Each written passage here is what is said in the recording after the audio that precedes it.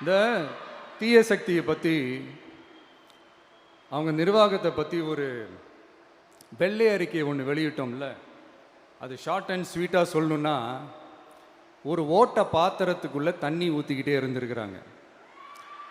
பாத்திரம் எம்டியாகவே இருந்திருக்கு, ஆனால் ஊற்றின தண்ணி தான் எங்கே போச்சுன்னு தெரில. கடவுளுக்கு தான் வெளிச்சம். அது மாதிரி இப்போ நம்ம சொன்னதெல்லாம் சும்மா ஒரு சாம்பிள் தான். இன்னும் வரப்போகிற நாட்களில் உங்கள் அரசனுடைய அந்த விஸ்வரூபத்தை நீங்கள் பார்ப்பீங்க. அடுத்து வாயத்தொடங்க சிஎம். அடாடாடா, உங்கள் சிஎம்ஐ நெஞ்சிலேயே குத்திட்டு வந்தீங்க பாருங்க, அதெல்லாம் வேற லெவல். பேசுங்க பேசுங்கன்றீங்க, பேசுனா எந்திரிச்சு ஓடிடுறீங்க. இனிமேல் பேச ஆரம்பிக்கிறதுக்கு முன்னாடி என்ன பண்ணணும் அப்படின்னா, ஒரு நண்பர் ஒருத்தர் சொன்னார், மாண்புமிகு பேரவைத் தலைவர் அவர்களே எல்லா டோரையும் இழுத்து லாக் பண்ணுங்க அப்படின்னு சொல்லிட்டு தான் பேச்ச ஆரம்பிக்கணும் போல் இருக்கு. ஏன்னா பேசிருக்கும் போது எந்திரிச்சு ஓடிடுறாங்க. 5 நிமிஷம் பேசுனதுக்கே குளத்தூரில் கொத்து பரோட்டா போட்டாங்க. இதுக்கு மேலே பேசினா மொத்தமாக முடிஞ்சிடும், பார்த்துக்கங்க. நாம் அரசியல் பேசினா விஜயெல்லாம் அரசியல் பேசலாமா அப்படிங்கிறது. சரிப்பா, நமக்கு எதுக்கு வம்பு, நம்ம பாட்டுக்கு நம்ம வேலையை பார்ப்போம், எதுக்கு அவங்கள பற்றி பேசிக்கிட்டு அப்படின்னு இருந்தால் விஜய்க்கு அரசியலே பேச தெரில அப்படிங்கிறது. இப்படியே மாறி மாறி மேகதாது அணையை பற்றி என்ன தெரியும், விஜய் அதை பற்றி பேசலை.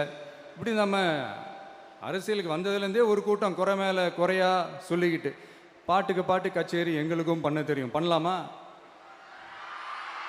இந்த மேகதாது அணை சம்பந்தமான அந்த வழக்கில் தமிழ்நாட்டோட பெட்டிஷனை சுப்ரீம் கோர்ட் எப்போ ரிஜெக்ட் பண்ணுச்சு? அப்போ யார் ஆட்சியில் இருந்தா? ஏன் ஒழுங்காக வாதாடல? நீங்கள் ஒழுங்காக வாதாடி இருந்தீங்கன்னா அதை ரிஜெக்ட் பண்ணியிருக்க மாட்டாங்கல்ல. ஏன் ஸ்டாலின் சார் வேணும்னே விட்டுட்டாரா? ஏன் இப்படிலாம் கேள்வி கேட்கலாமா? இப்படிலாம் கேள்வி கேட்டால் தான் மேகதாது அணையை பற்றி பேசுனதா அர்த்தமா? ஏன் அந்த ஸ்டேட்டு சிஎம் பேசுகிறாரு, நீங்கள் ஏன் பேசலை அப்படின்னா, நம்ம ஸ்டேட்டோட உரிமையை எங்கே நிலைநிறுத்தணுமோ அதுக்காக வேலை பார்க்குறது மட்டும்தான் முக்கியம்.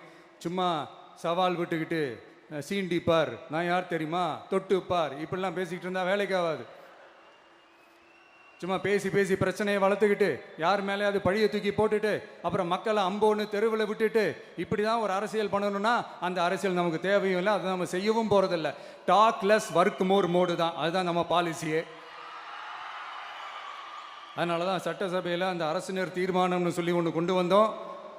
அதை எப்படி டு டேக் இட் ஃபார்வர்ட், எப்படி கொண்டு போகணுமோ அதை சரியாக செய்வோம். சென்ட்ரல் கவர்மெண்ட்லேருந்து அந்த டீலிமிட்டேஷனை திரும்ப கொண்டு வர போகிறதா ஒரு பேச்சு ஒன்று அடிப்படுது. யார் என்ன டீலிமிட்டேஷன் கொண்டு வந்தாலும் தமிழ்நாடு அது ஒத்துக்காது. நமக்கான இடத்த யாரும் பறிக்கவும் முடியாது, அது பறிக்கவும் விட மாட்டோம். இப்படி நாம் இருக்கும்போது இந்த தீய சக்தி திமுக எங்கே போய் நிற்குது, யார் கதவை தட்டிக்கிட்டு நிற்குது, அது உங்களுக்கே நல்லா தெரியும். மக்களே, இந்த தீய சக்தியும் தீந்து போன சக்தியும் வேறலாம் இல்லை, கூட்டு களவாணிங்க. சொல்ல முடியுமா அவங்களால?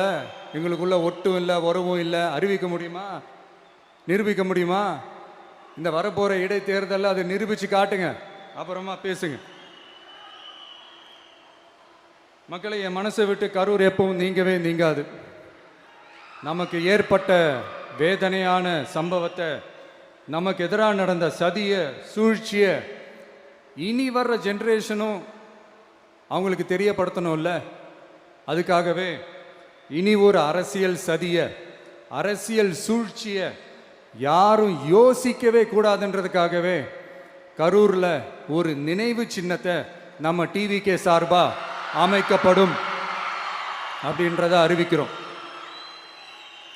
அப்புறம் கரூர்லேருந்து ஒட்டுமொத்த தமிழ்நாட்டு மக்களுக்கும் சொல்கிறேன், உங்கள் டிவிக்கு அரசு உங்களுக்காகத்தான் உழைக்கும். அடிப்படை வசதிகளை முதல்ல நிறைவேற்றணும். ஒரு பக்கம் நிதி நிலைமையை சரி செஞ்சுக்கிட்டே, இன்னொரு பக்கம் அப்படியே நாம் சொன்னதில் ப்ரையாரிட்டி பார்த்து ஒவ்வொன்றா படிப்படியாக நிறைவேற்ற ட்ரை பண்ணுவோம். இது எப்பவும் உங்களுக்கான அரசாக தான் இருக்கும். இந்த விஜய் உங்கள் விஜயாக தான் இருப்பான். நீங்கள் உரிமையோட உங்கள் கவர்மெண்ட்டை நீங்கள் அணுகலாம்.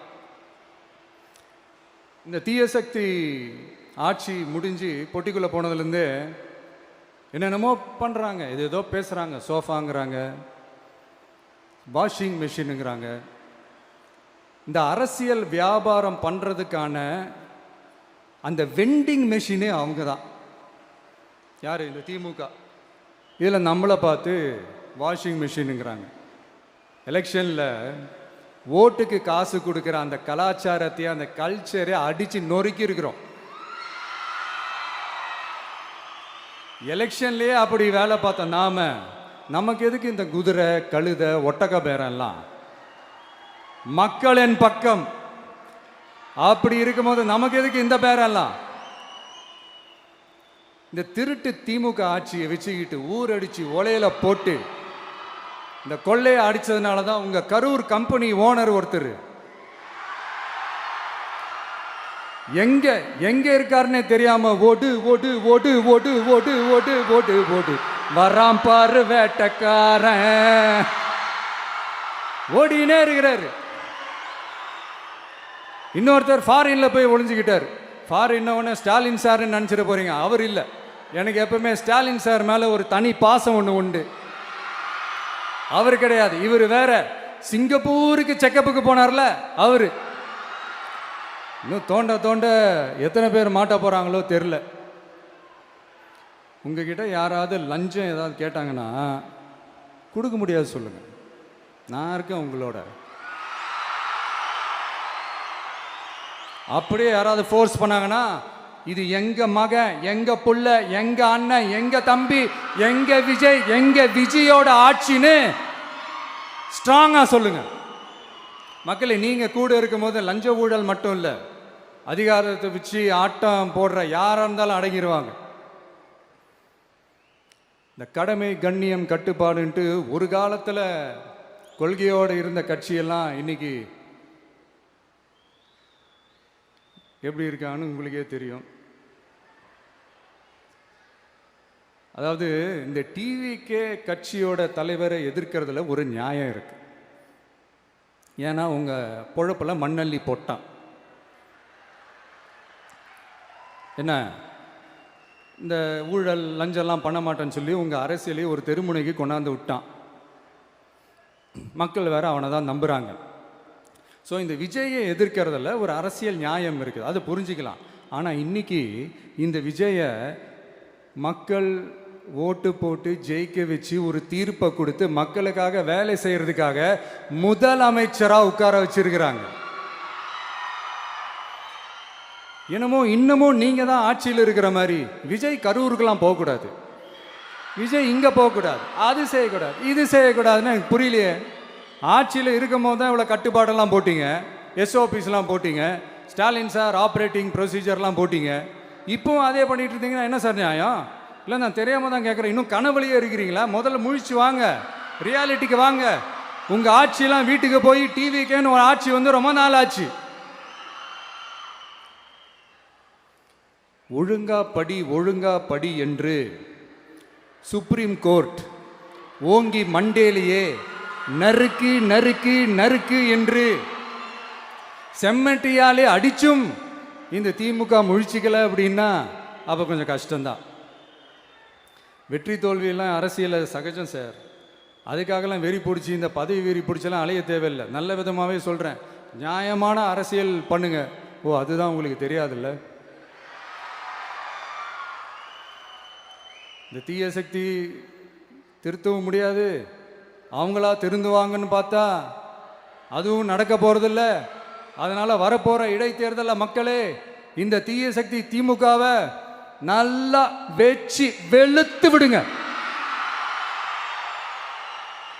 கான்பிடண்டா இருங்க மக்களே, நல்லதே நடக்கும், வெற்றி நிச்சயம். மீண்டும் சந்திக்கும் வரை நன்றி, வணக்கம்.